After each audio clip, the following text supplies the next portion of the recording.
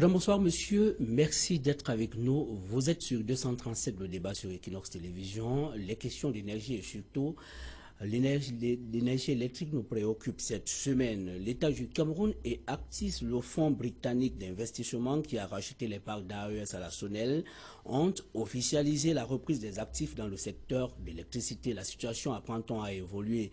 Nous en saurons davantage tout à l'heure.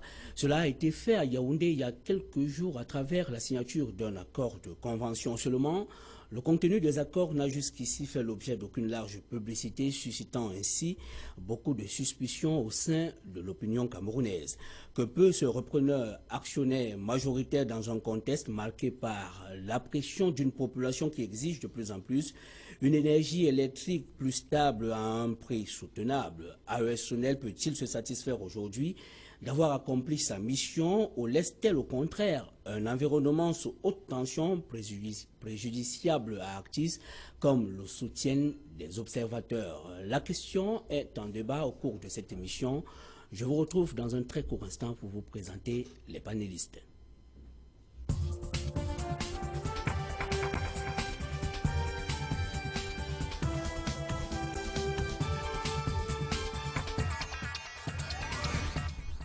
Voilà, c'est un panel assez composite comme d'habitude. Nous avons sur le plateau de 237 le débat sur Equinox Télévision cette semaine. Alexandre Sioui, bonsoir. Bonsoir et bonsoir à tous. Merci d'avoir accepté ce rendez-vous. Vous êtes directeur adjoint en charge du marketing et de la communication à AES Sonel. On peut dire que la marque subsiste au-delà de la cession des parts. Techniquement, où est-ce qu'on en est en ce moment? Écoutez, la marque est à la fois physique et immatérielle. La marque aussi est dans le cœur des gens qui travaillent chaque jour pour que l'électricité soit. Où en sommes-nous? Vous l'avez dit, nous avons assisté il y a quelques jours à la signature notamment des avenants au contrat cadre entre l'État de Cameroun et son partenaire stratégique, ainsi que la signature d'un protocole d'accord marquant le sign-off ou disons l'accord définitif du gouvernement du Cameroun au rachat des actions détenues par le groupe AES, notamment par le fonds d'infrastructure Actis. Depuis ce matin, la signature avec les bailleurs de fonds s'est faite à Paris également. Et dans les prochains jours, techniquement, ça va se poursuivre par une assemblée générale, un conseil d'administration suivant. Et là, c'est simplement de la procédure. Alors, cela veut dire qu'on n'est pas très loin du closing de cette transaction. Exactement. Techniquement, le closing financier, on est pratiquement au bout du processus, oui. C'est pratiquement bouclé. Voilà, également sur le plateau, nous avons Serge Kelbert, ingénieur polytechnicien, expert en énergie renouvelable. Bonsoir et merci d'avoir accepté ce rendez-vous. Bonsoir, monsieur Mao. Dieudonné Kameni Douteux, ingénieur polytechnicien, expert industriel. Bonsoir. Bonsoir, monsieur Mao. Merci d'avoir accepté cet autre rendez-vous. Le docteur Marius Baha, économiste, vice-président de la CPME, qui est la camerounaise de la petite et moyenne entreprise. Bonsoir. Bonsoir, monsieur Marop, et bonsoir à vos téléspectateurs. Alors, comme vous l'avez suivi, on est passé à une étape assez décisive dans la session des parts et l'opinion camerounaise a réagi à cette session. Je vous propose le reportage de Étienne Pascal Azegue sur la réaction de la société civile. Le secteur de l'énergie électrique au Cameroun vient de tourner une nouvelle page, celle de AES Sonel. On parle à présent de Actis Energy, qui est désormais habilité à produire, transporter, distribuer et vendre de l'énergie électrique au Cameroun. AES qui assumait cette tâche et qui s'en va a marqué d'une manière assez particulière le réseau associatif des consommateurs d'énergie. Donc la première chose que j'aimerais retenir, c'est d'abord ce mot de restage-là, qui est dans nos habitudes. Et c'est également le fait qu'on a été obligé à ne plus avoir de l'énergie électrique en continu. Donc on en a quelquefois et il y a des moments où on peut ne pas en avoir. Bien qu'il existe au Cameroun un règlement du service de distribution publique d'électricité, ce dernier n'a pas toujours été respecté par AES Sonel, notamment en ses articles 14 et 15 qui portent sur la qualité de service et les obligations vis-à-vis des clients. Nous avons reçu des plaintes des sous-traitants à qui la ARE Sonel avait donné des marchés qui n'ont pas exécuté parce que les factures n'étaient pas payées. À côté de ça, il y a le coût de l'électricité. Nous ne voulons pas d'augmentation des prix de l'électricité au Cameroun compte tenu du pouvoir d'achat des Camerounais. Au-delà de ces manquements, l'on note tout de même quelques points positifs dans les activités menées par AES Sonel.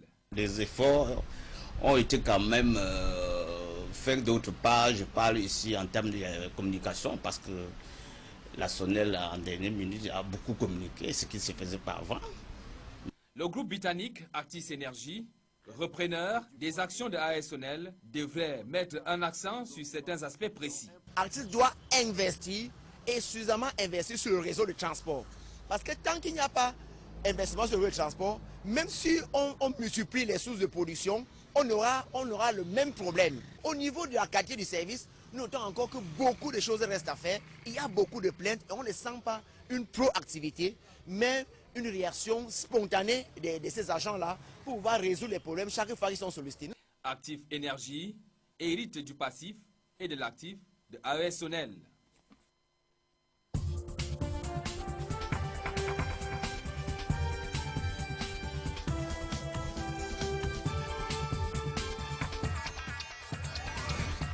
Voilà, retour sur ce plateau avant de revenir sur ce processus qui a abouti il y a quelques jours, comme on l'a annoncé à l'entame de cette émission à Yaoundé, à la signature d'un protocole d'accord entre le gouvernement camerounais et le repreneur britannique. Je vous propose de réagir à ce reportage d'Étienne Pascal Azeguel.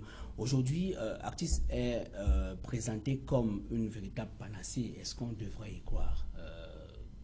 Marius Barre. Quoi? Je ne sais pas si on devrait quoi. Il faudrait savoir qui est effectivement Actis. On nous présente Actis comme un fonds d'investissement. Bon, personne ne nous a jamais expliqué exactement le contenu de ce que c'est qu'un fonds d'investissement. Vous savez, un fonds d'investissement, c'est quelque chose d'assez nébuleux. Il y a beaucoup d'éléments qui rentrent dans un fonds d'investissement. Et il y a plusieurs types de fonds d'investissement. Le fonds d'investissement, en somme, c'est quoi? C'est un véhicule financier par lequel un groupe d'individus, un groupe de sociétés décide de prendre des participations dans une autre entreprise en vue de faire des bénéfices futurs. L'élément fondamental dans le fonds d'investissement, c'est que les personnes qui prennent ces parts-là ne sont pas forcément liées entre elles. Et à l'intérieur des fonds d'investissement, vous en trouvez de toutes sortes. Vous avez des fonds de capital investissement. Vous avez des fonds de développement. Vous avez des fonds vautours qu'on appelle des virtual funds, donc des fonds qui sont capables de venir acheter des entreprises pourries, mais qui ont une rentabilité future. Vous avez également des fonds souverains. Vous avez des États comme le Qatar qui a des fonds souverains et qui rachètent des parts dans la plupart des grandes entreprises occidentales. La Citibank, par exemple, est une possession du Qatar via ce fonds. Vous avez la Libye même. Vous savez, Oil Libya au Cameroun appartient à la Libyan Arab Financial Corporation, la LAFICO, qui est un fonds souverain de l'État libyen. Le problème avec Actis, c'est qu'on ne nous dit pas exactement ce que c'est qu'un fonds d'investissement. Vous savez, le risque avec le fonds d'investissement, c'est qu'il y a une opacité générale dans la gestion. Et le fonds d'investissement en lui-même, c'est quoi? C'est un ensemble qui a des actifs divers. Actis, par exemple, est dans l'immobilier, est dans le capital d'investissement et dans l'énergie. Je vous donne un exemple simple. La Coupe du Monde, c'est dans bientôt. Est-ce que vous savez que la plupart des grands joueurs de ce monde appartiennent à des fonds d'investissement? Radamel Falcao, qui ne jouera pas la Coupe du Monde, qui appartient à Monaco, en fait, n'appartient pas à Monaco, appartient à un fonds d'investissement. Le joueur français qu'on appelle Mangala, qui joue au FC Porto, n'appartient pas au FC Porto, il appartient à un fonds d'investissement. Ça veut dire donc que le Cameroun, en donnant une partie de sa souveraineté, c'est-à-dire un secteur clé, l'énergie, à un fonds d'investissement, le risque, c'est de faire quoi? C'est de donner un pan de la souveraineté de notre pays à des personnes qui ne sont pas identifiables. Première chose. Deuxième chose, c'est que pourquoi n'avoir pas pensé à une solution autre que celle-là? Déjà, cela veut dire qu'on peut reprocher à l'État du Cameroun d'avoir pris une mauvaise option. Non, c'est pas que c'est d'avoir pris une mauvaise option. C'est que elle ne sait pas, l'État Cameroun ne sait pas donner les moyens d'avoir plusieurs options. Qu'est-ce qui empêchait de faire un appel d'offres ouvert pour que tous ceux qui veulent compétir dans cette affaire d'achat de l'électricité au Cameroun puissent le faire? L'État du Cameroun, suivant la Convention de 2001, a eu 90 jours pour faire son choix, soit user de son droit de préemption, c'est-à-dire racheter les 51% de parts qui appartiennent au groupe AES. L'État n'a pas fait ça. On ne sait même pas quelle a été la position de l'État pendant ces 3 mois. Bon, M. Siwe nous dira peut-être ce qu'il en est. Deuxième option, il était aussi possible, si l'option retenue était d'aller vers un fonds d'investissement, pourquoi ne pas partir d'un fonds d'investissement africain? Il y en a beaucoup en Afrique. Vous avez la Capital Alliance Private Equity, qui est basée en Afrique du Sud. Vous avez la Global Fund Management Partner, qui est basée au Nigeria. Et tous ces fonds d'investissement africains ont l'avantage d'être assurés et réassurés par un groupe africain, Africari. Africari est l'une des rares entreprises dans ce continent, avec la Sonatrach de l'Algérie et la Sonangol en Angola, à avoir un rating AA+, comme un État. Je vous rappelle que le rating du Cameroun, c'est BB-. Donc, Africa est nettement mieux classé par Moody's, Fitch et Standard & Poor's que l'État du Cameroun. Donc, pourquoi n'avoir pas choisi une solution africaine et faire en sorte que cela permette à ce que Africa assure et réassure en cas de problème plus tard. Parce que l'option qu'on prend avec Actis, c'est qu'on entre dans quelque chose qu'on ne maîtrise pas tout à fait. Parce que les fonds d'investissement, c'est comme les hedge funds, les fonds spéculatifs. C'est l'illustration même de ce qu'est devenue l'économie aujourd'hui, c'est-à-dire la financiarisation de l'économie. C'est-à-dire qu'il n'y a plus l'économie réelle, on est de plus en plus dans l'économie réelle. Donc c'est le risque vers lequel on court. Ouais, on y reviendra tout au long de l'émission. Non, je retiens simplement des propos de l'expert financier que nous devons faire attention et savoir exactement à quoi renvoie la notion de fonds ici. Je note quelques éléments objectifs. Ici, nous parlons d'un fonds d'infrastructure qu'on connaît très bien parce que ce fonds a été créé par le gouvernement britannique il y a 60 ans aujourd'hui. C'est un fonds qui est passé au privé du fait de l'économie libérale il n'y a pas très longtemps, pour moins de 40 ans. Donc, je voudrais, sur ce premier point, dire aux compatriotes qu'au moins, on sait très bien de qui il s'agit, parce que c'est un fonds qui a la tutelle politique, si je peux me permettre l'expression. Alors, un fonds crédible. Je ne suis pas expert financier. Je constate simplement que ce fonds était le bras du gouvernement britannique pour investir dans les anciennes colonies britanniques. Et c'est devenu un fonds qui a fait le pari des marchés dits émergents, des marchés par définition difficiles. Je constate également que ce fonds dit d'infrastructure a pris des participations fortes dans plusieurs secteurs, notamment le secteur énergétique, avec un portefeuille important en ce qui concerne le secteur en débat ce soir. Donc, je voudrais dire qu'il y a des éléments suffisamment objectifs pour rassurer les interrogations de l'expert. Premièrement, qui est ce fonds? Je rappelle, c'est un fonds créé par le gouvernement britannique dont on ne peut pas, qui est clairement identifiable.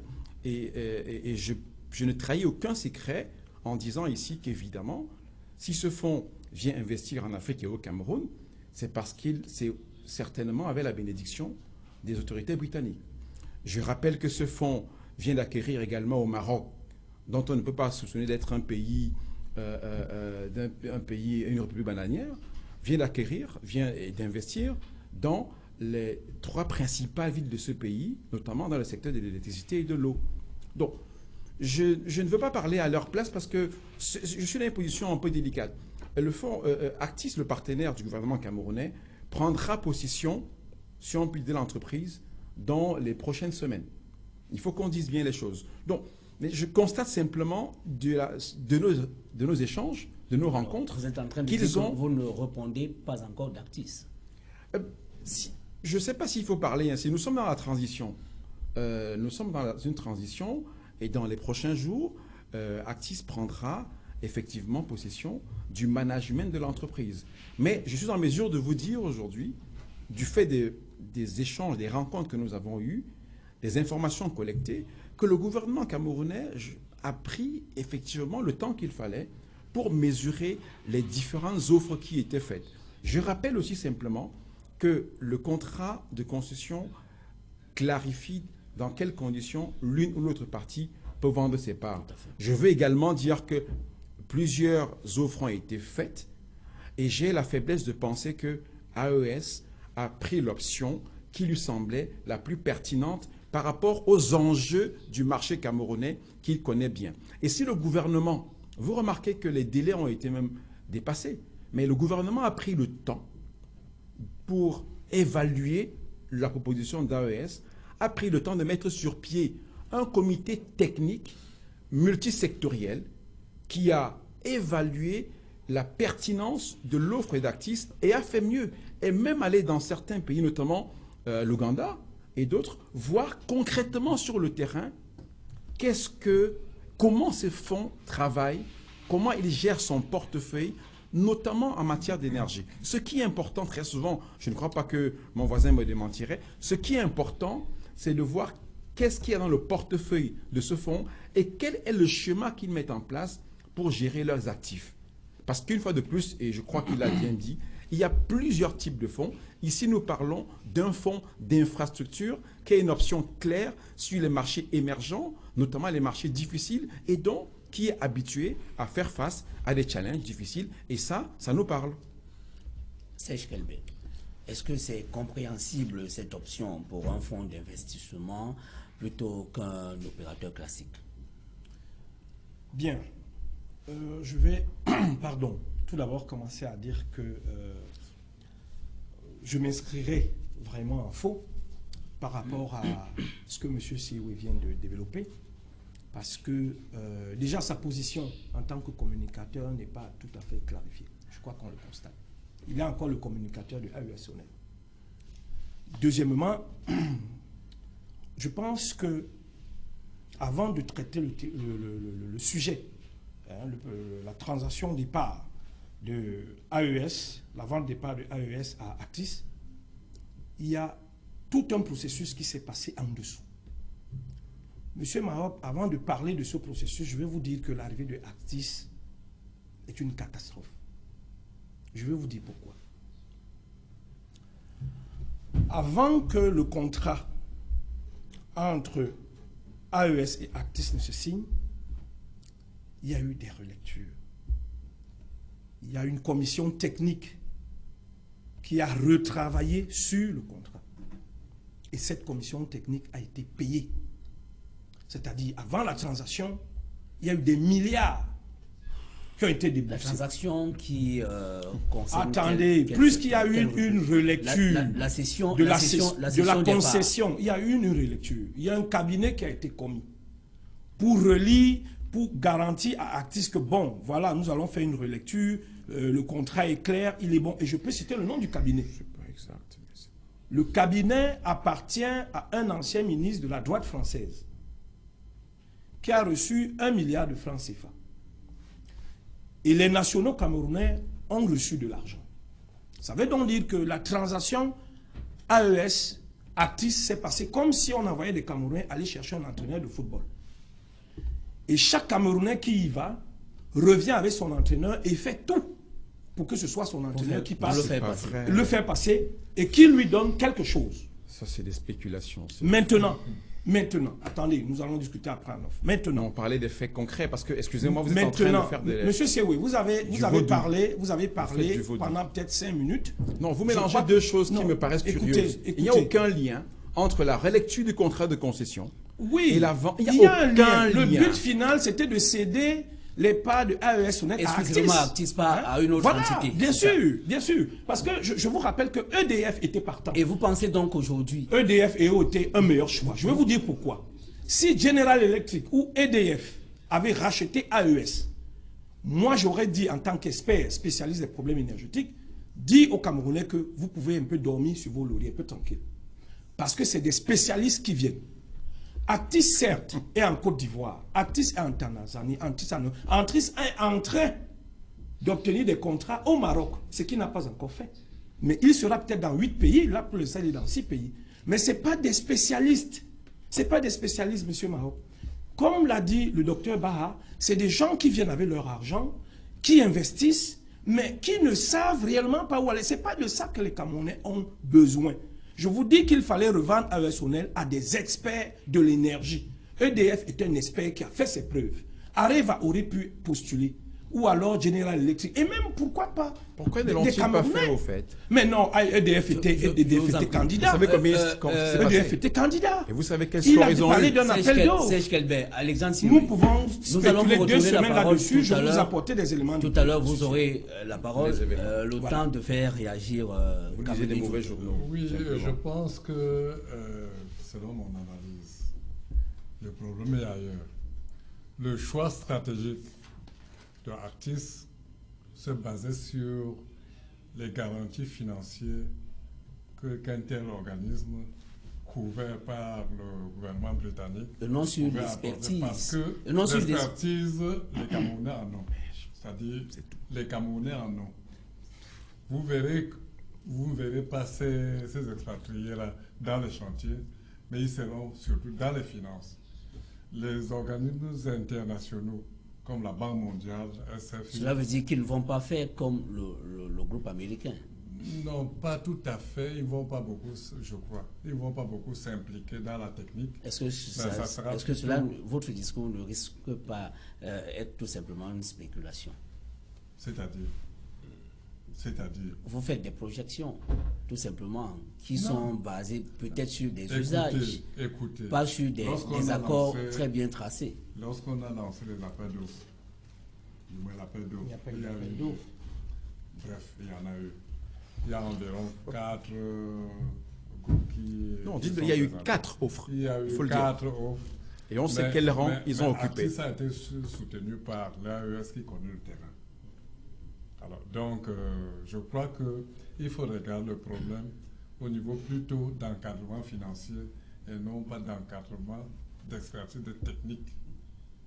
Ça, c'est mon point de vue. C'est ça qui a fait en sorte qu'on choisit Actis, qui, dans le monde, a quand même un gouvernement, un puissant gouvernement derrière lui. Oui, on peut revenir sur ce qui s'est dit entre M. CEO et M. Kelvin. Je veux quand même rappeler que dans ce dossier de AES Corporation à Actis, on est passé vraiment du renoncement à la reculade. Je rappelle quand même que AES Corporation, ce n'est pas une entreprise d'électricité, c'est un courtier en énergie. C'est comme si vous preniez Activa, ou bien comme si vous preniez Grâce Savoie, ou par exemple Ascoma, et vous pensiez que c'est un assureur. Non, l'assureur c'est Alliance, l'assureur c'est Activa, l'assureur c'est AXA. Voilà la nuance. Le métier de l'électricien, c'est 3 choses. Monsieur Sue ne démentira pas: la production, la distribution et le transport. AES Corporation n'avait pas ça comme base à son départ. Maintenant, on est passé d'un courtier en énergie à un fonds d'investissement.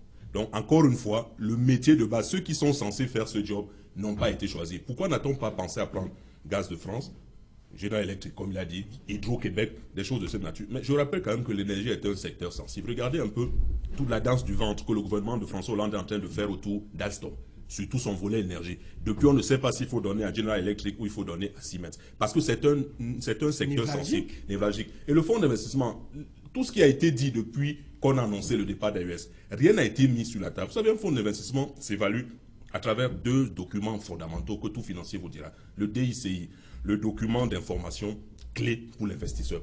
Le DICI. Le DICI d'Actis, c'est lequel personne ne connaît. Le DICI, c'est quoi? C'est un document qui retrace la politique d'investissement, les objectifs que se fixe le fonds d'investissement, mais également les performances passées et à venir. C'est-à-dire, il y a des scénarios de performance que l'entreprise doit faire pour montrer que nous sommes les meilleurs pour ce projet-là. Mais surtout, il y a un dernier élément, c'est le deuxième élément qui m'intéresse, qui est le ratio rentabilité-risque. C'est ce qu'ils appellent en anglais le SRRI, c'est-à-dire l'indicateur synthétique de rentabilité et de risque. Ça veut dire quoi? Ça veut dire que c'est comme l'échelle de Richter, de 1 à 9, pour tout ce qui concerne les problèmes sismiques. Pour les problèmes de la finance, ça veut dire quoi? C'est-à-dire que le risque 1, ça veut dire quoi? Le niveau 1, ça veut dire que le risque est faible, dont le rendement est faible.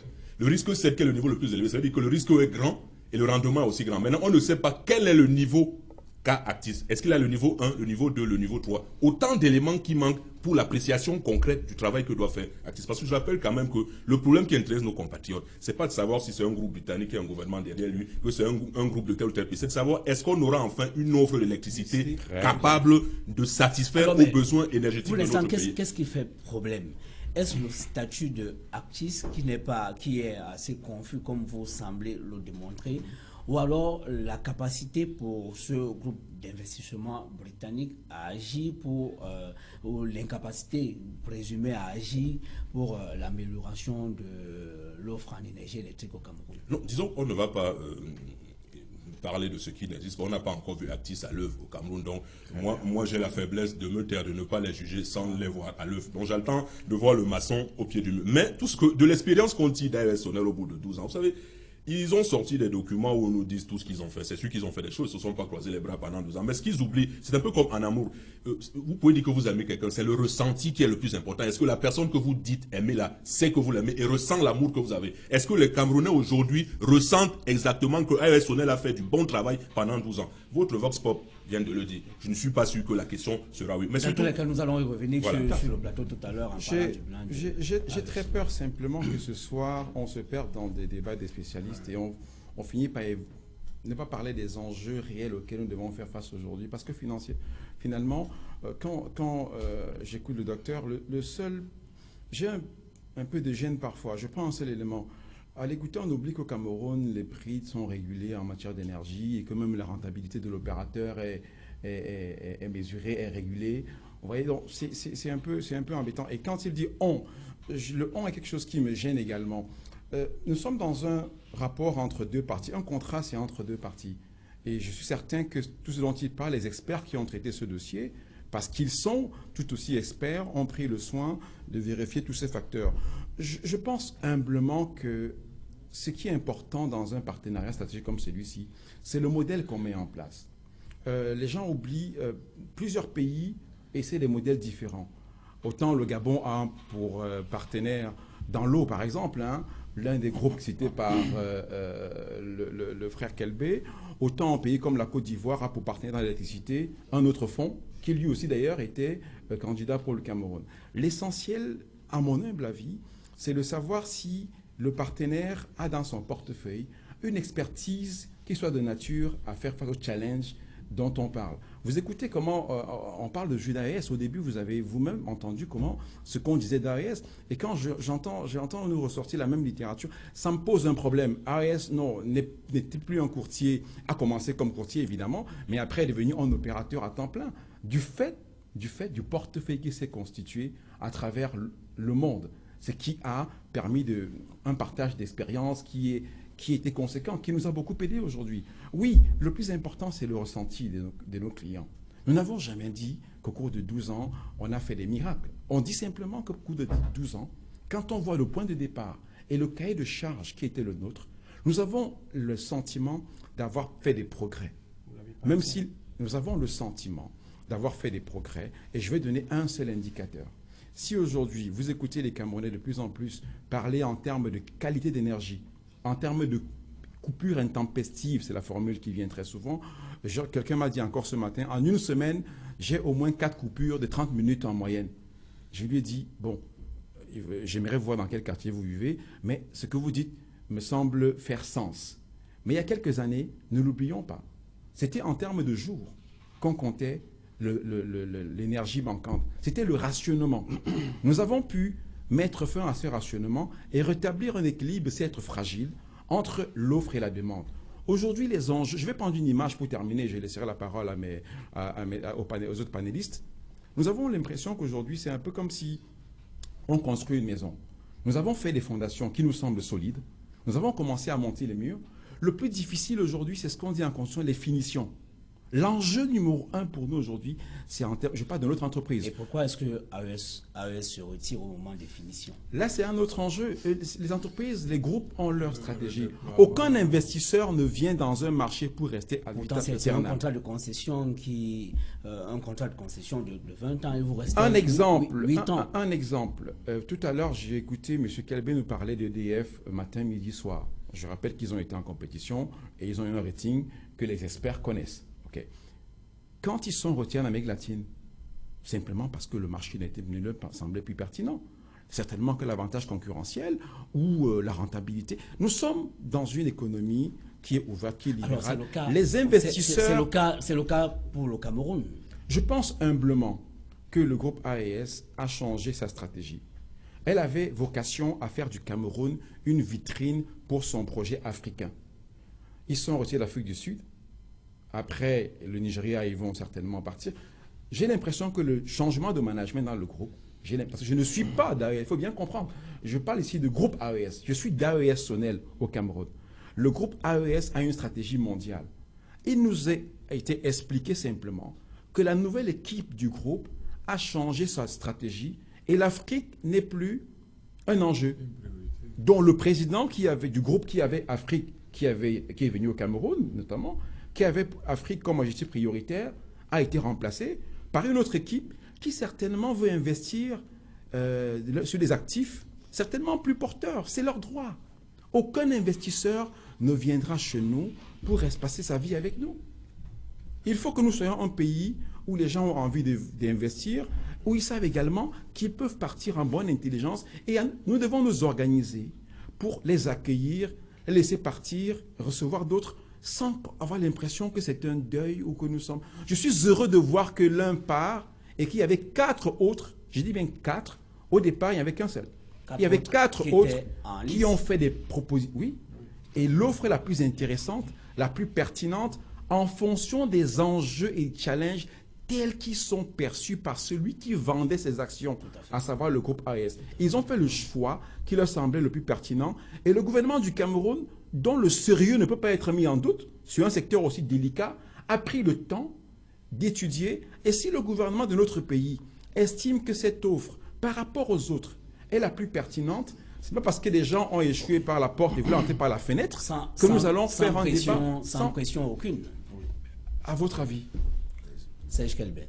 Oui, Monsieur Mahop, je vais essayer de recadrer un peu le débat, parce que c'est 237 le débat. Donc nous sommes à un débat. Peut-être recadrer à votre sens. Voilà. Et donc, pour le faire, il faut d'abord redire que ce que prend ou que ce que donne AES à Actis. AES donne ses 56%. Et Actis dit dans les 56%, moi je vais donner ce que vous n'avez pas pu donner aux employés, c'est-à-dire les 5%. Actis va donner ses 5% de son capital aux employés.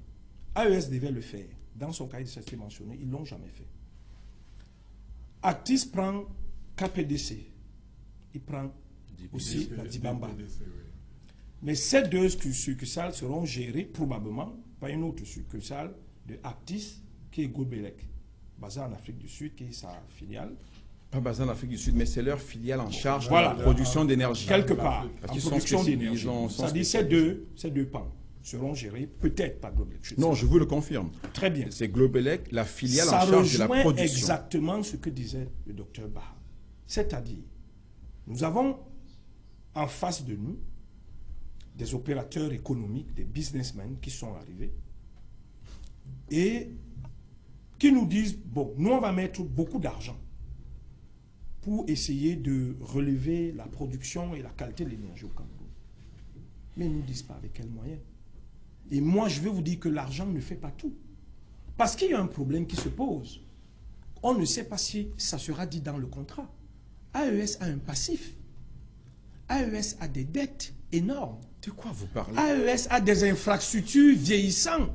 Pourquoi vous ne dites pas aux Camerounais que son loulou a des problèmes et que Actis devrait mettre de l'argent dans son loulou, qui est encore en train de se fissurer? Pourquoi vous ne dites pas aux Camerounais que... Pourquoi vous ne dites pas aux Camerounais... Laissez-moi m'exprimer. S'il vous plaît. Laissez-moi m'exprimer. Allez-y. Le réseau que nous connaissons par cœur. Je ne vous ai pas coupé quand vous parlez. Oui. Vous êtes un communicateur, c'est-à-dire vous êtes un homme de débat. Souffrez que chacun développe son opinion. Je vous en prie. Moi, j'ai dit, je ne viendrai pas sur un plateau d'antenne faire la gueule de bois. C'est-à-dire ma rectitude intellectuelle ne me permet pas de jouer sur les mots. Nous avons un DSE. Est-ce que vous avez visité les termes de l'accord de convention qui reprend pratiquement le contrat de collaboration? Personne ne les connaît. Personne ne les connaît.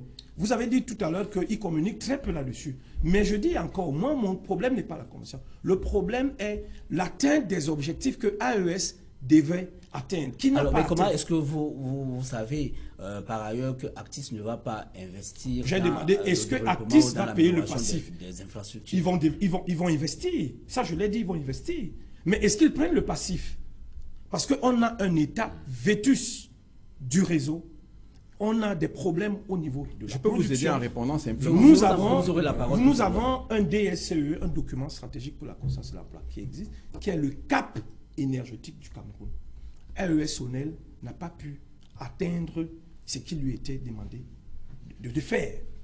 Actis arrive.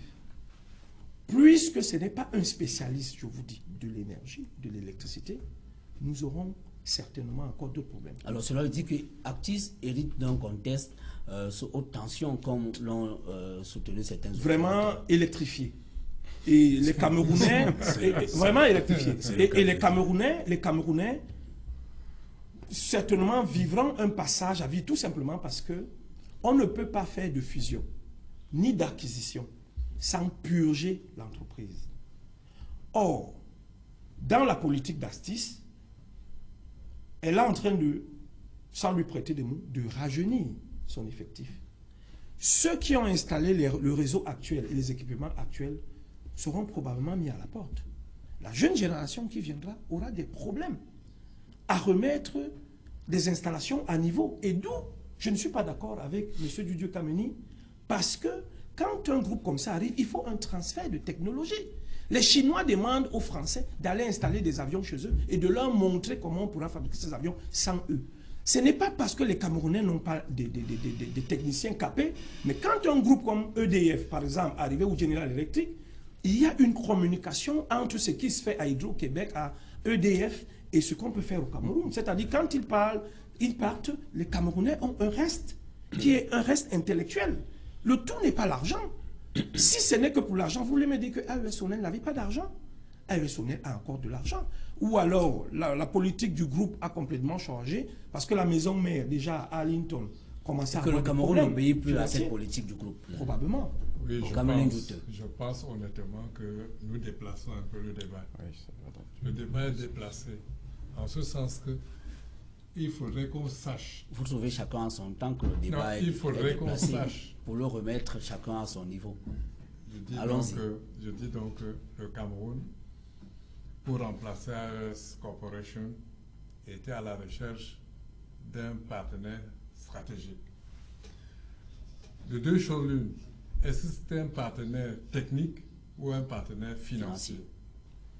À mon humble avis, c'est un partenaire financier que le Cameroun cherchait parce que la technique, vraiment, quand vous regardez la structure l'expertise, on a l'expertise localement. Oui, mais la couverture financière, c'est ça qui manque au Cameroun. Et vous avez été bon technicien, tant qu'il n'y a pas de finance, vous croisez les bras et vous observez. Et après, on vous traite d'inefficace. Donc, si, grâce à son entregent, Actis peut nous apporter ses capitaux pour rénover les infrastructures, je crois que nous pourrons sortir progressivement de notre... Ce sont les capitaux qui ont manqué au groupe américain. Non, il a bien expliqué tout à l'heure, Alex a bien expliqué tout à l'heure que les sociétés ont leur politique de redéploiement de leurs capitaux. Un groupe peut estimer que l'Afrique est une bonne porte. Un autre groupe vient dire que bon, le terme de rentabilité des capitaux en Afrique peut être moindre qu'en Amérique du Sud. Et ils quittent l'Afrique pour aller en Amérique du Sud. C'est leur droit.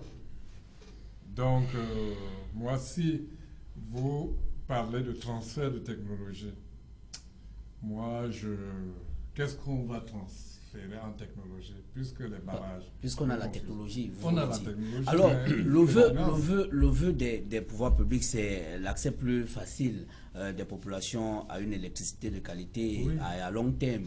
Est-ce que vous avez le sentiment aujourd'hui que l'héritage de AES et l'engagement de Actis vont permettre à très court terme d'accéder à ce bénéfice? Non, ils ne sont pas arrivés à leur terme parce que le règlement de service dont parlait Arzégué, c'est ça. C'est ça le règlement de service. Alors, tout ce qu'on a dit dedans ne pouvait pas être appliqué. Pourquoi?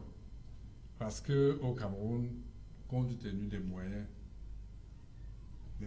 financiers de la population, et compte tenu du fait que l'électricité n'est pas également répartie partout, on ne pourra pas appliquer intégralement ce règlement de service parce qu'il y a des fraudes. On vient de vous dire qu'on vient de changer 550, c'est-à-dire sur 550 transformateurs remplacés pour un coût d'environ 3,5 milliards. Il n'y a que 100 transformateurs qu'on a placés en nouvelle acquisition. Tout le reste, ce sont des transformateurs qui ont cramé. Et qu'est-ce qui a cramé ces transformateurs? C'est parce que AES Sonel n'arrive pas à gérer le flux des clients. Parce qu'il y a les clients visibles que Sonel gère et les clients invisibles, j'appelle clients invisibles le fraudeur, que Sonel ne pourra pas gérer. Alors, donc, c'est difficile qu'on puisse... Est-ce que vous êtes en train de faire croire à l'opinion que malgré l'avènement d'Actis, avec toutes les assurances des pouvoirs publics, on ne va pas on n'aura pas droit à un miracle. C'est ce que j'essaie. Rien ne va changer. Ça va être difficile. Nous espérons tous que les choses vont changer avec l'apport des capitaux. Tout simplement, C'est parce ça qu'il y que aura nous plus connaissons. d'argent, les choses vont changer. Bien sûr, vous mettez de l'argent, nous mettons au travail. Si c'était si simple, ça se saurait. Hein. Ça se saurait. Parce qu'il faut quand même revenir aux fondamentaux. Le thème, c'est quel bilan on peut faire de l'AES-ONEL. Dans le contrat de concession signé en 2001, on peut le résumer à 3 choses principales qui étaient demandées à AES-ONEL. Ce qui a fait gagner AES Corporation à l'époque, c'était sa politique tarifaire, sa politique d'investissement, également l'impact social de tout ce que AES Corporation devait faire. Quand on regarde ces 3 choses aujourd'hui, quelle a été sa politique tarifaire? On peut s'interroger sur ce qu'elle a donné. On a vu comment l'ARCEL a dû revenir très très fort sur le circuit pour remettre AES sur le droit chemin. L'impact sur les sociétés, la qualité du service, cela a posé également problème. Mais également la politique d'investissement. Ce qui aurait été intéressant de faire en 2001, c'est ce qui manque un peu dans la culture d'administration dans notre pays, dans la gouvernance publique. C'est qu'il lui fallu faire un audit des infrastructures quand AES arrivait, pour voir un peu de la création de la SONEL en 1974, donc de l'arrivée de M. Niatt aux affaires jusqu'à son départ en 2001. Qu'est-ce qui a été réellement fait? Donc, l'avantage de l'audit, c'est quoi? C'est que celui qui arrive, c'est sur quelle base on s'avance. C'est à partir de ces 2 moments-là qu'on peut faire la valeur ajoutée. Aujourd'hui, 12 ans après, il lui était beaucoup plus facile pour nous de voir si AES-ONEL a augmenté ou diminué la capacité de production. Est-ce qu'ils ont amélioré le service ou pas? Aujourd'hui, on est en train de spéculer sur des données qu'on ne maîtrise pas. Qu'est-ce qui a été fait entre 1974 et 2001? Personne n'a fait un audit à ce niveau. Qu'est-ce qui a été fait entre 2001 et 2012? On n'a que le rapport que AES Corporation nous met sur la table. C'est la même chose qui a été faite pour la SNEC. On ne sait pas ce que CDE a récupéré, ce que Kamwata a récupéré par rapport à la défunte SNEC. Donc c'est cette culture-là qui manque. Je rappelle que pour le passif, AES s'en va avec des dettes. Je rappelle quand même que AES est endetté lourdement, notamment auprès de la Proparco, qui est la banque de l'AFD. Et dans ces dettes-là, AES-ONEL a hypothéqué les recettes futures. Est-ce que Actis va récupérer cette partie-là de son endettement? Deuxième chose, il faut comprendre que AES s'en va en laissant sur le carreau près de 8 milliards d'impayés auprès des sous-traitants, dont beaucoup sont des petites et moyennes entreprises que nous défendons. Demandez un peu au syndicat national des travailleurs de l'électricité et de l'eau, la Sinatel, elle va vous donner les chiffres complets. Sans oublier également que toutes ces dépenses-là, tout ce passif-là, est-ce qu'il sera payé par Actis? Également, les 5% qu'Actis s'engage à prendre, à donner au personnel. Vous savez, les engagements, comme disait quelqu'un, les promesses n'engagent que ceux qui croient et ceux à qui elles sont faites, pas jamais ceux qui les font. Est-ce qu'aujourd'hui, les 5% de participation du personnel seront effectivement donnés au personnel? Autant de questions, avant même de signer ces papiers, on aurait dû les mettre à plat et savoir qu'on part de zéro. Encore une fois, on entre dans une dynamique sans maîtriser les tenants et les aboutissants. Dans 5 ans, dans 10 ans, Actis qui aujourd'hui nous dit que les marchés émergents sont sa priorité. Demain nous dira que, mais en fait, l'Afrique n'est pas si émergente que ça. L'Asie du Sud-Est émerge mieux, l'Amérique latine émerge mieux. Donc, on réoriente stratégiquement nos actifs vers ces domaines-là. Qu'est-ce qui nous garantit que dans 10 ans, dans 15 ans, dans 20 ans, Actis sera? Donc, il est temps pour le gouvernement de notre pays de faire confiance à l'expertise locale, de voir un peu quel enjeu l'État veut faire de l'énergie. Quel enjeu l'État veut faire de la SONEL? Je rappelle que dans un pays comme la France, quand l'énergie nucléaire est devenue la première énergie de production d'électricité, on a fusionné des groupes comme Cogema, Framatome pour faire le groupe Areva aujourd'hui, qui est au cœur du dispositif du nucléaire français, parce que c'est le cœur même de l'indépendance énergétique de la France. Or, aujourd'hui, tous les grands travaux du chef de l'État tournent autour de l'énergie. Or, l'État n'a plus la maîtrise de sa politique énergétique. Et en termes de souveraineté économique, c'est un très grand danger que court notre pays pour les années à venir. Ce qui met également un grand problème, pose un grand problème pour l'émergence dont parle le chef de l'État pour 2035. Alexandre Siroui, est-ce que ce ne sont pas là des reproches qui valent? Est-ce que au moment où AES se retire, est-ce qu'on est sûr, est-ce qu'on est garanti d'un certain contexte qui va permettre à Actis de travailler pour la satisfaction des intérêts de la population? Est-ce qu'aujourd'hui, AES se retire en ayant en tête d'être satisfait de sa mission ou alors de son bilan? Oui, merci pour la question. Je constate que autour de notre table, on évoque beaucoup de choses en même temps et finalement, je ne suis pas certain qu'on va, voilà, on va entraîner nos téléspectateurs sur beaucoup de sujets et ça me gêne un peu dans la méthode. Je veux juste rappeler qu'on a à la fois entendu que le gouvernement du Cameroun a un document de stratégie qui fixe l'horizon, le cadre, et le contraire. Bon, ce qui veut dire au moins que de ce côté-là, il y a peut-être des efforts à faire en termes de communication afin que tout le monde soit... Non, je suis désolé, docteur. Non, il y a évidemment, il y a une politique énergétique nationale qui est portée par un ministère et différents organismes. Nous n'en sommes que l'un des acteurs. Mais je vous garantis, croyez-en ma parole, qu'il y a des cas dans lesquels nous travaillons. Et le cadre est tracé par un gouvernement qui a un horizon, qui le fixe et qui essaie de maintenir les acteurs dans ce domaine-là. Parenthèse, M. Kelbey, il y a quelque chose qui me gêne beaucoup dans tout ce que vous dites. Tout ce que vous dites est contenu dans un document qui circule dans les rédactions dans ce pays depuis quelque temps et qui a été repris par un journal dont on sait... Donc, tout ce que vous avez dit, cette affaire de dette qui tombe du ciel, tout ce que vous avez dit, je peux vous le reciter par cœur, parce que... Non, c'est pas la même chose. Non, c'est pas la même chose. J'en viens à ce qu'il a dit. Je veux juste vous dire que je constate que vous aussi, on vous a abreuvé à cette eau-là. Je préfère fermer la parenthèse, car ceux-là sont allés très loin, ont conçu des stratégies graves pour notre pays. Heureusement qu'il y a dans notre pays encore des gens qui pensent qu'il faut décider sereinement et en prenant la distance avec les officines qui ont pour seul but que de détruire certaines personnes. Vous avez tous les termes contenus dans ce document qui circule. Je vais en faire une copie quand vous voulez. Je rassure le docteur, Actis prend le passif et les actifs. C'est clairement mentionné. Ce qui suppose que, oui, les sous-traitants dont vous parlez, la dette, oui, on a un débat sur les 8 milliards. Il y a un débat, mais c'est pour une raison très simple, qui est très camerounaise. Les papiers ne sont pas conformes à chaque fois. Très bien. Je vois que vous maîtrisez le dossier. Ce sont les petits témoins d'entreprise, voilà. Ok. Donc, c'est pas 8 milliards de francs, c'est pas un enjeu très important. Je vous rassure qu'Actis a signé avec le gouvernement du Cameroun pour assumer l'actif, sans jeu de mots, et le passif. Je peux vous rassurer là-dessus, sur tous ces différents points. Moi, j'ai envie, si vous permettez, M. Marab, que nous demandions à peu près où est-ce qu'on en est aujourd'hui et qu'est-ce qui nous semble être... Je me suis amusé pendant que les gens parlaient tout à l'heure à noter rapidement ce qui me semble être les enjeux sur lesquels nous devons nous focaliser et mesurer le travail de cet opérateur. Le bilan dont parle monsieur le docteur, je veux également le rassurer. Il y a un gendarme du secteur au Cameroun qui s'appelle Arcel, qui est probablement le gendarme le plus virulent qu'il soit.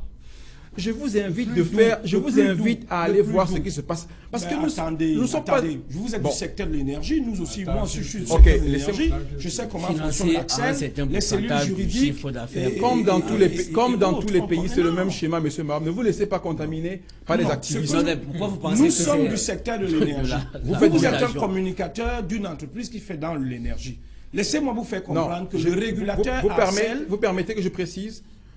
Je parle pour l'opérateur historique du secteur énergétique au Cameroun, qui agrège le plus grand nombre d'experts, parmi les plus expérimentés que ce pays connaisse dans ce secteur. Je suis même choqué quand je vous entends... Ils ont été dans la commission d'analyse qui a étudié le dossier de vente de... Je vais finir. Je suis même... Ces experts dont vous parlez ont été dans la commission. Ils ont été dans la commission d'études. Je voudrais juste... Vous pouvez nous sortir le nom, la liste des experts qui ont fait partie de la commission technique d'analyse du contrat de la vente de AES Actis. Ces experts n'y figuraient pas.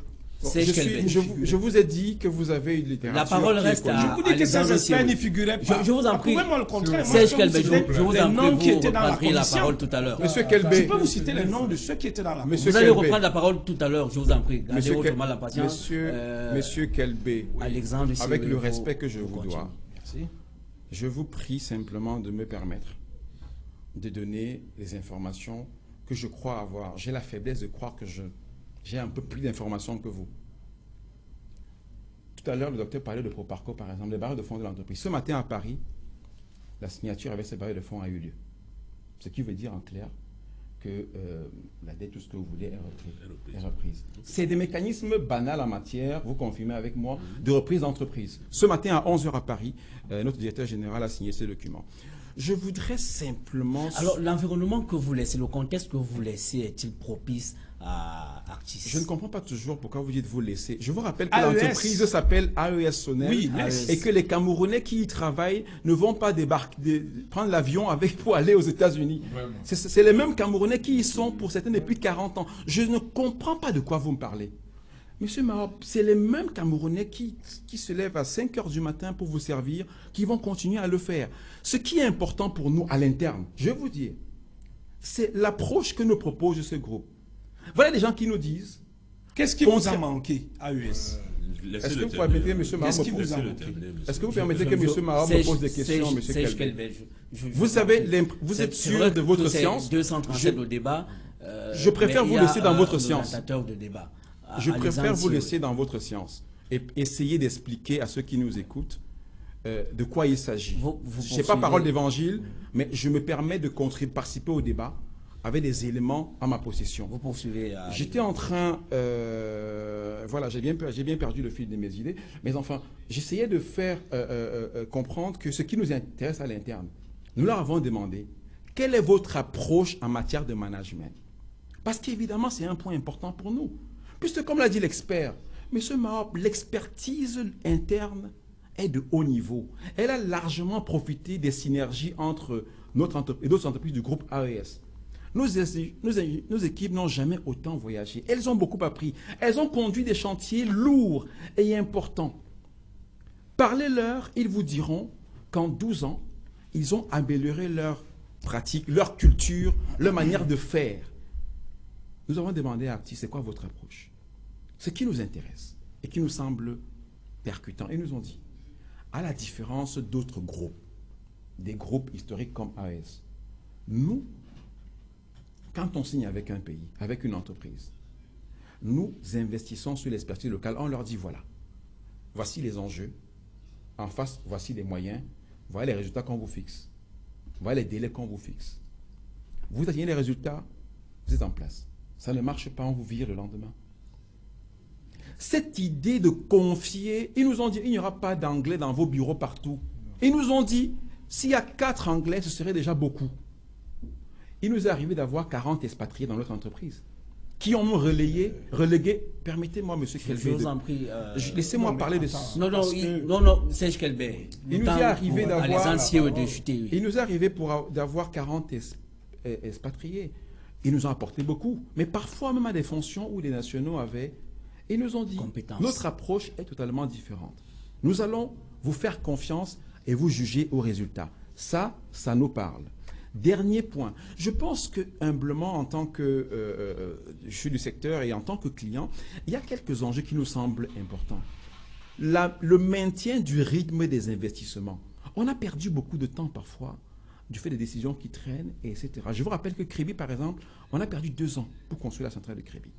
Et là, avec une demande qui croît de 7 à 8% par an, dès l'année prochaine, il faut qu'en termes d'investissement, on fasse des efforts parce que la demande risque de dépasser l'offre.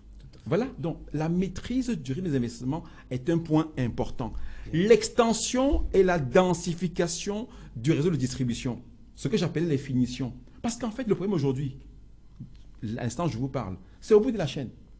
Le plus difficile, c'est la distribution aujourd'hui qui est notre nœud gorgien, notre point d'achoppement. C'est ça, attendez. C'est pourquoi je chute. On n'est pas là à une conférence. Je vous en prie, moi, je ne suis pas là à une conférence. Serge Kelbel. Je ne suis pas là à une conférence à écouter M. Sewe qui, il y a 4 jours... Ne s'adresse pas à vous, je vous en prie. Il s'adresse aux Camerounais. Je vous en prie.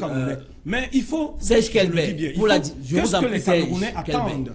Pour la discipline du plateau, je vous prie de laisser Alexandre Sewe achever son propos. Je voulais conclure en disant simplement que les enjeux et les challenges sont connus.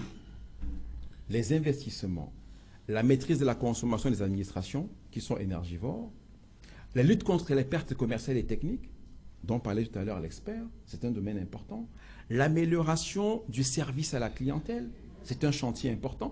Autant d'éléments sur lesquels il est important qu'au pied du mur, on juge le maçon Actis. Ce sont les axes majeurs sur lesquels Actis s'est engagé. Oui, monsieur Mahop, permettez que je revienne vers monsieur Sewe. Le débat n'est pas entre nous, mais il me souvient qu'il y a 4 jours encore, il était sur un plateau d'antenne où il disait que AES Sonel a eu des problèmes de management culturel et que ça a été un frein, un obstacle.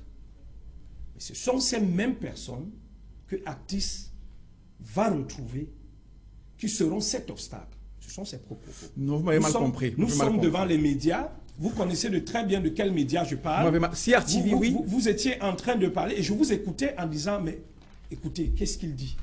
Nous sommes conscients que les Camerounais sont capés. Ils sont bien formés. Et que nous n'avons pas tout à fait besoin d'assister, d'être assistés ou d'une assistance. Mais la technologie étant évolutive, et je pense que les méthodes de gestion technique ne sont pas statiques, l'expérience que les autres ont acquis à l'extérieur peut nous être utile. Mais ceci étant, je pense que AES Sonel a essayé de faire ce qu'il a pu faire. Pour preuve, on a 2 centrales, 3 centrales, Kribi, Dibamba, qui ont été faites après, Kribi et Dibamba, après que la concession ait atteint une saturation. On a Limbé, et puis on est passé quand même à près de 1300 et plus mégawatts, je ne connais pas très bien le chiffre. Ça veut dire que AES Sonel a apporté quelque chose. Mais alors, est-ce que c'était ça son cahier de charge? Est-ce que c'était ça le plafonnement de son cahier de charge?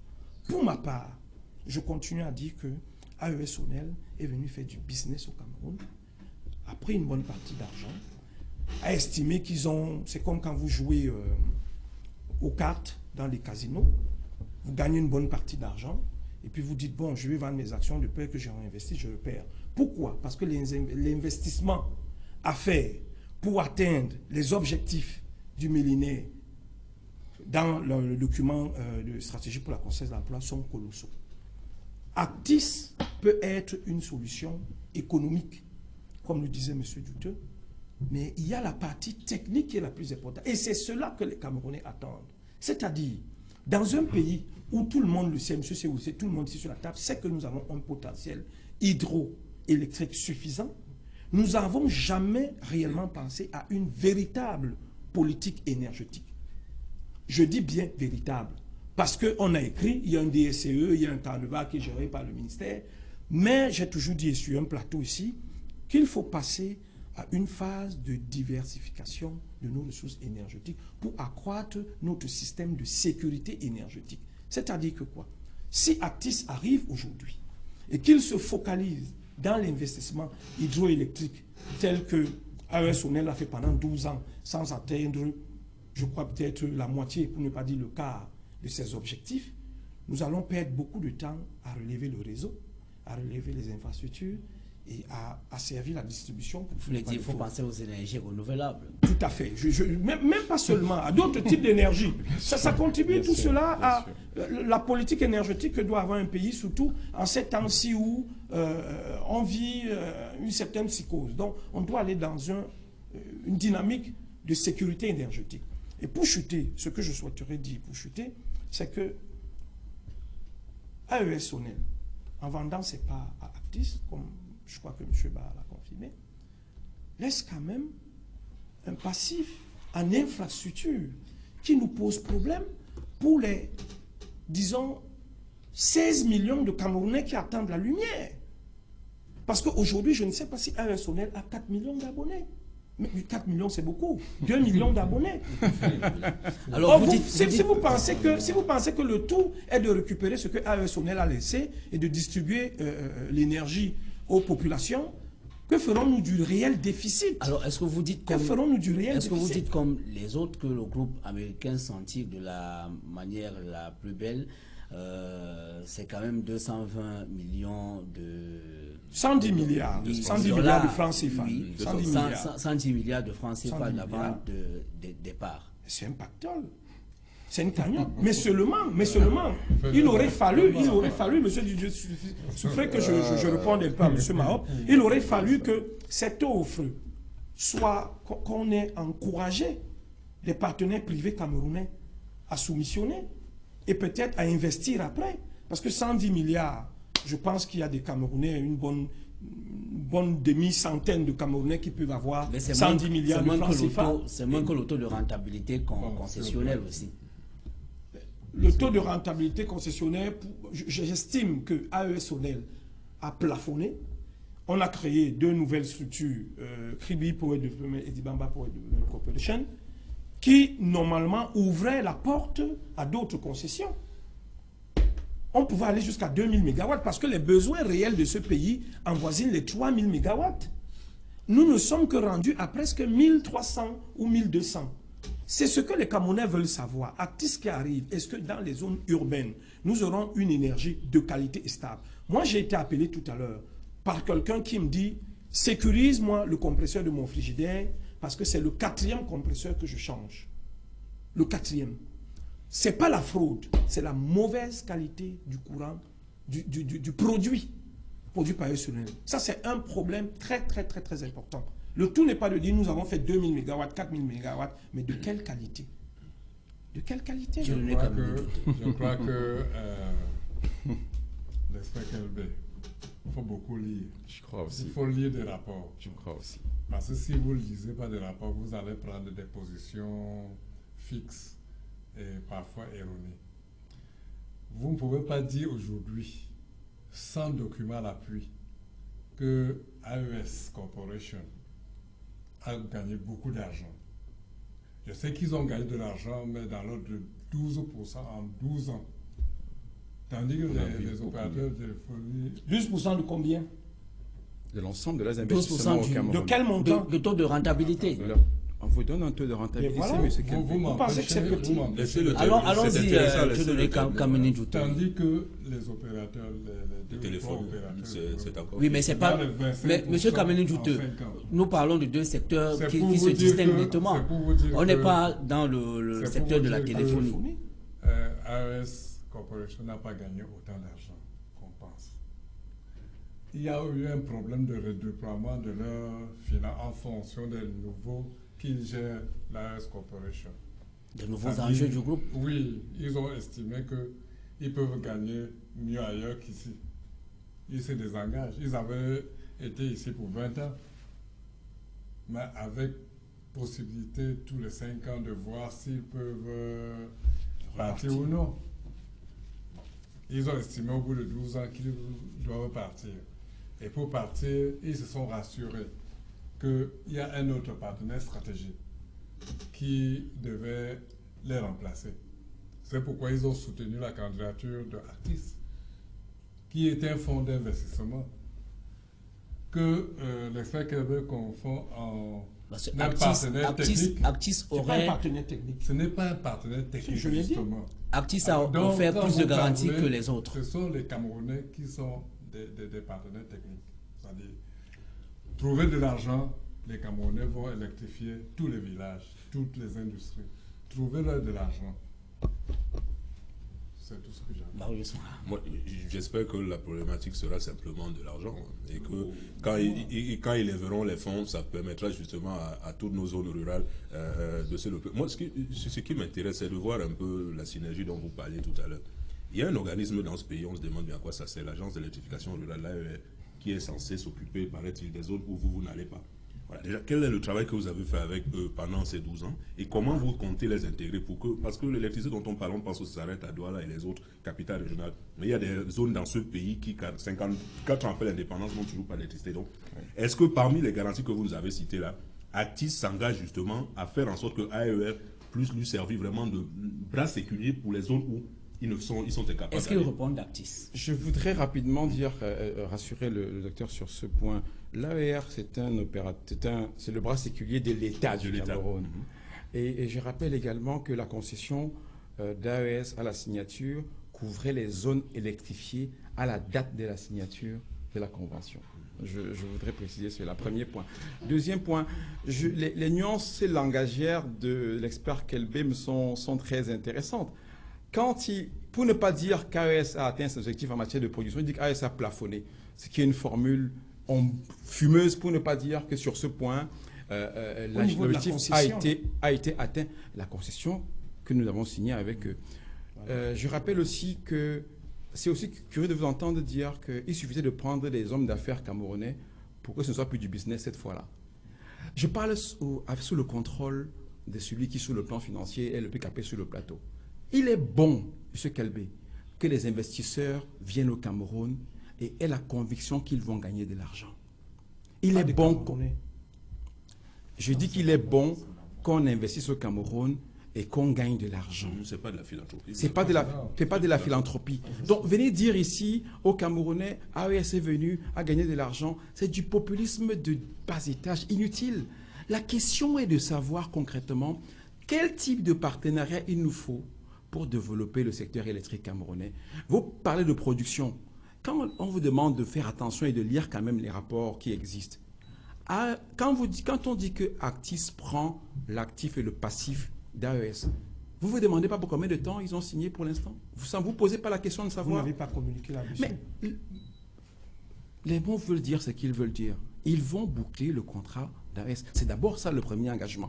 La question est de savoir aujourd'hui, est-ce que c'est les opérateurs extérieurs qui vont venir assurer la sécurité énergétique? Je parle là maintenant en tant que Camerounais et non plus pour le compte de mon entreprise. Je vous prends un exemple très simple. Vous avez parlé d'EDF, que vous aimez beaucoup. Je suis content pour vous. Vous avez beaucoup de sympathie pour EDF qui aurait fait des miracles, paraît-il. Je ne crois pas aux miracles, peut-être quand il s'agit de la Bible. Je crois simplement au travail. Je crois que nous sommes dans un pays qui est en construction. Je crois que le chantier électrique est un chantier lourd comme d'autres chantiers et que chaque jour, il n'y aura pas de miracle. On va travailler pour faire chaque jour un peu plus. Un peu plus.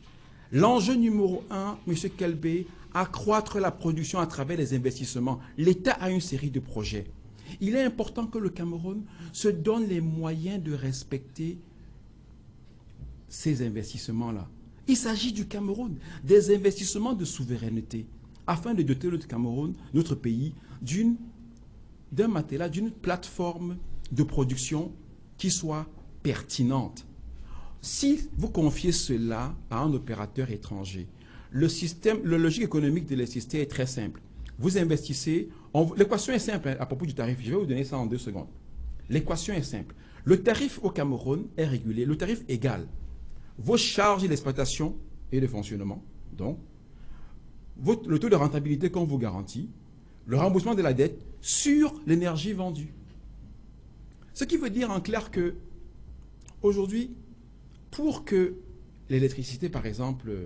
Et qu'est-ce qui a failli créer la hausse de l'électricité? Je vous en prie, Alexandre. Bon, je vais terminer pour dire que rapidement. Si nous confions à des opérateurs étrangers le parc, l'agrandissement de notre parc de production à long terme, il faut que nous soyons prêts à lui garantir le tarif qui lui permettra de rentrer dans son investissement plus le taux de rentabilité qu'on lui a garanti.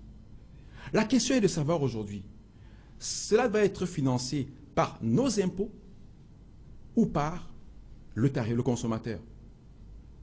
C'est une question à laquelle nous, Camerounais, devons répondre.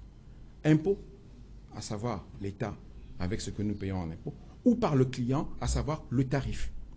Si c'est le tarif, comme c'est le cas aujourd'hui, qui garantit les investissements de nos partenaires, M. Kelbé, le prix va être celui qui permet à cet investisseur de rentrer dans son investissement, plus le taux de rentabilité qui lui est plafonné, ce qui n'est pas 12%, j'attends l'avis de l'expert là-dessus, ce n'est pas un taux choquant pour un investisseur. Ce n'est même pas particulièrement attrayant.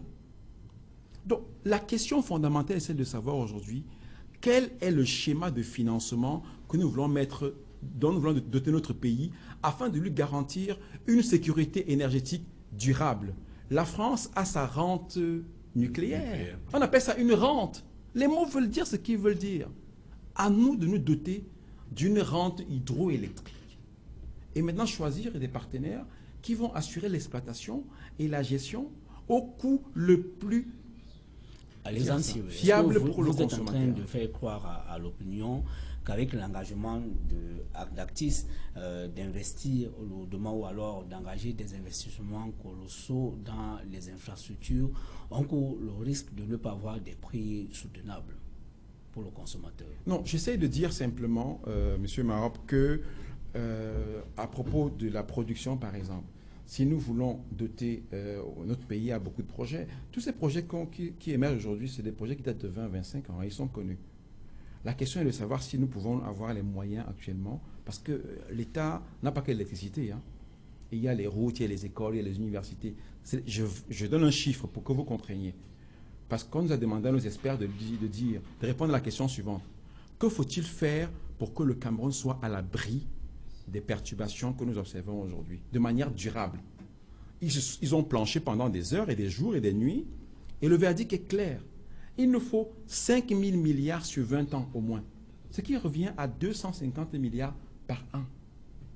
Investissement continu pour garantir de manière durable. La question est de savoir si nous sommes prêts à consentir cet effort-là maintenant ou alors à aller graduellement en maîtrisant nos charges, en luttant contre les pertes techniques et commerciales, en maîtrisant la consommation des administrations énergivores et en améliorant la qualité de service au consommateur final. L'engagement numéro 1 d'Actis porte notamment sur la densification et l'extension du réseau de distribution. Il faut qu'on se le dise. Et cela a été clairement dit dans le discours du ministre l'autre jour à Yaoundé. Il est important de lire. Le ministre a clairement indiqué quels sont leurs challenges. Et il ne parlait pas, il parle en fonction du document qu'ils ont signé.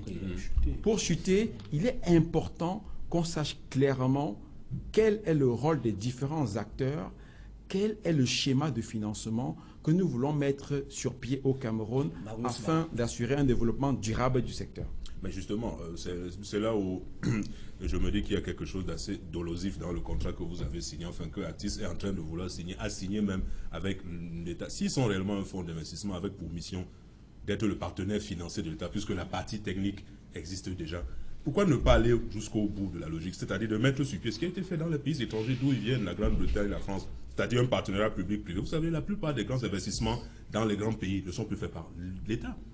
Les routes ne sont plus construites par l'État. Vinci, qui construit les routes pour la France, a une concession de 20 à 30 ans et se rémunère sur le péage, etc. Maintenant, est-ce que le Cameroun ne peut pas fonctionner de cette nature, puisque c'est un fonds d'investissement qui s'engage dans les 20 prochaines années à financer ces 250 milliards dont vous parlez par an. C'est pas encore 20 ans. Enfin, dans les 11 ou 12 ans qui lui restent du contrat, les 8 ans qui lui restent du contrat, les 8 ans qui restent du contrat de AES Sonel, s'engage à financer à hauteur de 250 milliards. Ah non, c'est pas ce que j'ai dit. Oui. Non, comprenons-nous très bien. C'est une réponse à une question sur le chemin. J'étais juste en train de situer les enjeux. De situer les enjeux de la problématique du financement durable de l'électricité au Cameroun. Le contrat d'Actis n'a aucun lien avec ce que je viens de dire. C'était une demande des autorités afin que nos experts répondent à la question: qu'est-ce qu'il faut faire pour notre pays? Donc, ça revient bien à ce que je disais. Donc, je ne comprends donc toujours pas pourquoi, si c'est un partenaire financier, on ne fait pas un partenaire stratégique. Non, dans stratégique. Oui, puisqu'il n'est pas technique, c'est vous-même qui avez reconnu que vous avez... Je n'ai pas dit cela. Non, vous avez reconnu qu'à l'intérieur d'AES, il y a de la matière, il y a des gens capés, dont vous n'avez plus besoin de technicité venant d'ailleurs. Je n'ai pas exactement dit ça. Je vous en prie. On a toujours besoin d'un plus. Mais suivant ce qu'il a dit, on a atteint un niveau de maturité. Vous avez parlé du nombre de formations qu'ils ont eu, des voyages qu'ils ont fait. Donc ils ont atteint, j'allais dire, la masse critique. On n'arrête jamais d'apprendre. Non, c'est vrai qu'on n'arrête jamais d'apprendre. Mais ils ont atteint la masse telle que maintenant, c'est plus l'argent qu'il faut pour aller au-devant. Donc le choix même, si le choix stratégique est de prendre un partenaire financier. Parce que justement, il faudra clarifier, est-ce que c'est un partenaire technique? Monsieur l'expert dit que non, puisque ce n'est pas un technicien de la chose en tant que tel. Donc, ce sera un partenaire stratégique dans le sens financier du terme. Si c'est un partenaire financier, mais qu'il mette de l'argent sur la table pour venir suppléer au manquement de l'État, mais surtout, à terme, qu'il puisse faire comme on fait dans les autres pays, dont le pays dont ils sont issus, la Grande-Bretagne, le partenariat public-privé. Parce qu'encore une fois, la plupart des grands investissements qui ont été faits, notamment lors des JO de 2012 à Londres, l'ont été faits sur cette base-là. Donc c'est le privé qui a construit la plupart des grands investissements qui ont permis de faire les JO. Et aujourd'hui, ce privé est en train de se rémunérer sur... Le tarif, donc. À votre avis, il faut développer par le tarif? Non, pas par le tarif, parce que le risque, c'est quoi? C'est de rechuter dans le même problème qu'on a avec le secteur pétrolier. Parce que si on bloque les prix, il va bien falloir subventionner. Vous avez vu comment le FMI lui-même a dit que les subventions... On est au cœur du débat. Au cœur du débat. Donc c'est pour ça que je disais qu'il eût été intéressant pour le gouvernement de se faire accompagner par une expertise autre que celle de l'administration qui a géré ce dossier. Parce que ce qu'on oublie dans notre pays, administrer un pays, ce n'est pas le gouverner. Car gouverner, c'est prévoir. Prévoir, c'est quoi? C'est se lancer dans la prospective, dans la stratégie, dans la vision à long terme. Oh, pensez qu'on signe un contrat C'est ce qu'on appelle un peu le management incantatoire. C'est parce qu'on l'a signé que les choses vont se faire. Non. Il va falloir maintenant prouver que ce partenaire-là va jouer le rôle financier qu'on lui demande pour que ces investissements-là, à hauteur des montants que vous avez signés. Le rôle financier et technique. Le rôle financier et technique. Mais surtout, moi, ce qui m'intéresse, c'est la partie financière parce que ça demande énormément d'argent. Et si c'est un partenaire financier, ce qui nous intéresserait, nous, les Camerounais, c'est de voir ce qu'il va mettre sur la table à l'horizon 2020 à peu près. Tout à fait. Oui, je disais tout simplement que comme Alex disait d'entame, que même M. Kelbé, l'expert Kelbé l'a dit, jugeons le maçon au pied du mur. Le maçon vient de se mettre au pied du mur. Nous ne savons pas encore ce qu'il va faire. Il s'habille encore. Il en est encore à s'habiller. Bon, que M. Kelbé sait ce qu'il va faire. Attendons les premiers pas. Attendons les premiers pas pour juger de l'efficacité. Oui, non, mais Monsieur Maroc, je voudrais tout simplement dire, pour ma part, que la méthode, la forme seule de passation de l'accord AES-Actis laisse déjà un flou.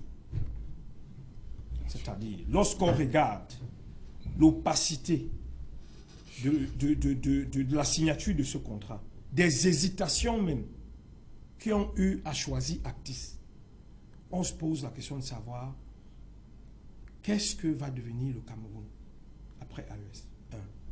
2. Je continue à vous dire que Actis est un financier. Actis n'est pas un expert technique. Actis apporte peut-être de l'argent qu'il va donner pour que sa nouvelle structure, qui n'a pas encore de nom, qui ne s'appelle même pas AES, on cherche encore le nom, se développe et produise l'électricité pour les Camerounais. Mais vous ne pouvez pas mettre de l'argent dans un secteur que vous ne comprenez pas.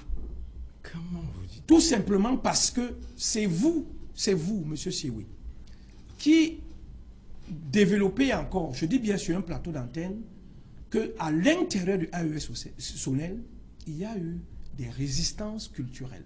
Vous ne m'avez pas compris, monsieur. Non, laissez-moi finir. Laissez-moi finir. Peut-être je ne vous ai pas compris, mais moi j'ai compris ça de cette façon.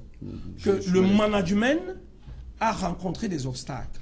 Et ce sont ces mêmes personnes que Actis va retrouver. C'est ce que vous dites. Ce sont les mêmes. C'est pas ce que je dis, c'est ce que vous dites. Non, c'est ce que vous venez de dire, que c'est les mêmes personnes qui vont vaquer à leurs occupations, qui vont travailler. Donc pour ma part, pour chuter, je continue à dire que je ne veux pas d'emblée ou accuser, dire que Actis ne fera rien. Mais moi, je suis très sceptique. Alors, très sceptique dans la mesure où, M. Maroc, je continue à dire qu'il aurait même fallu qu'on démembre l'AES Sonel, c'est-à-dire, je l'ai dit ici dernièrement, qui est une société de production, qui est une société de distribution et une société de transport.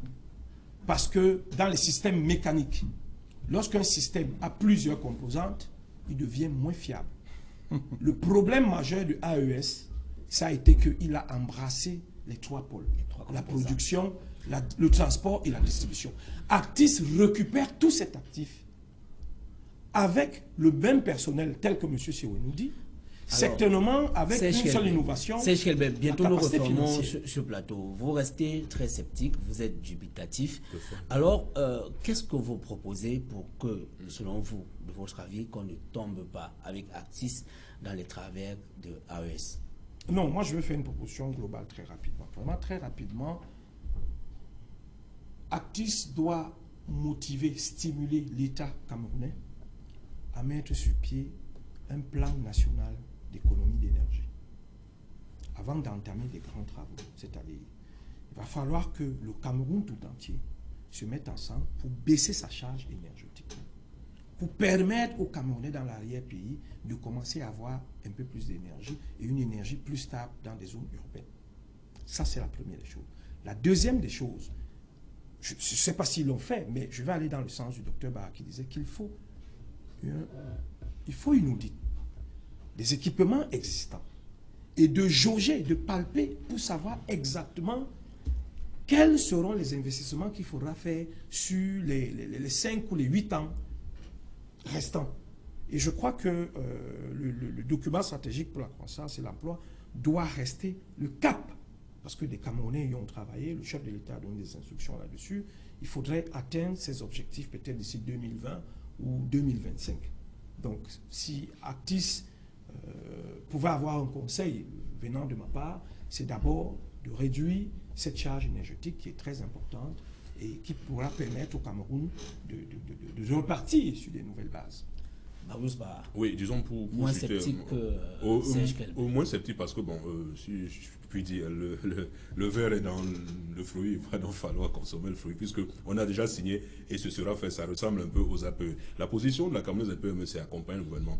Donc, pour que cela puisse marcher demain et qu'on ne tombe pas dans les travers qu'on a connus avec la fin de la SONEL et la création d'AES SONEL, cette première chose, nous le redemandons encore, il n'est pas encore total, de faire un audit des 12 ans de AES Corporation pour voir un peu dans quel état Actis récupère les actifs et les passifs de cette entreprise. Deuxième chose, faire en sorte que le gouvernement de la République soit accompagné par une expertise juridique, technique et financière dans ce travail. Parce que le fonds d'investissement, c'est un domaine très technique pour les financiers. Troisième chose, revoir l'architecture même de l'AES SONEL. Ça veut dire quoi?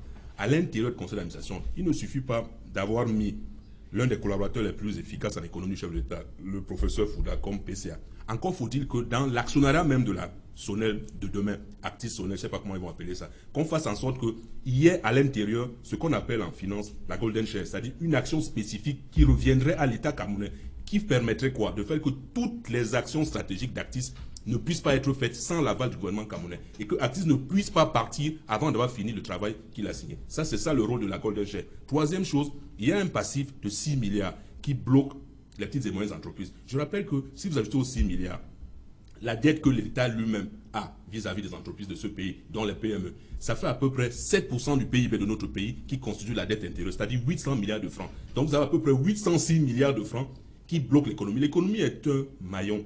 C'est-à-dire que dans ce moment-là, il y a plusieurs chaînes. Si vous bloquez un seul maillon, l'ensemble de la chaîne est bloqué. Donc que l'État fasse en sorte que l'arrivée d'Actis, comme c'est un partenaire financier, ça permet de payer ces 6 milliards-là, ça va permettre de réamorcer la pompe économique et de relancer l'activité économique. Donc voilà 3 ou 4 voies pour que l'arrivée d'Actis soit réellement accompagnée et qu'on ne retombe pas dans les travers qu'on a connus ces dernières années. Alexandre, est-ce qu'il y a un motif réel d'espoir avec Actis qui arrive? Je vais redire ce que j'ai dit dans l'entame. Je note de manière claire et objective qu'Actis a dans son portefeuille des entreprises qui ont les mêmes enjeux et challenges que nous. Ce qui veut dire en clair que nous profiterons certainement de l'expérience de ces entreprises-là dans des marchés qui ressemblent aux nôtres. Je ne pense pas qu'un groupe qui gère plus de 9000 MW soit considéré comme un groupe qui n'a aucune expertise dans un domaine. Je suis un peu gêné par cette tournure, mais je constate simplement qu'aujourd'hui, les clients qu'ils servent sont plus de 10 millions. Je constate qu'aujourd'hui, qu'ils ont près de 40 projets énergétiques qu'ils gèrent à travers le monde. Pour moi, ça s'appelle une expertise qui se structure, qui se développe. Un point sur lequel je constate que M. Kelbé n'a pas changé. Alors, il parle d'opacité dans la gestion d'un contrat entre deux partenaires qui n'ont fait que respecter les termes du contrat qu'ils ont librement signé. Un contrat, c'est comme un acte de mariage. Ça concerne deux parties.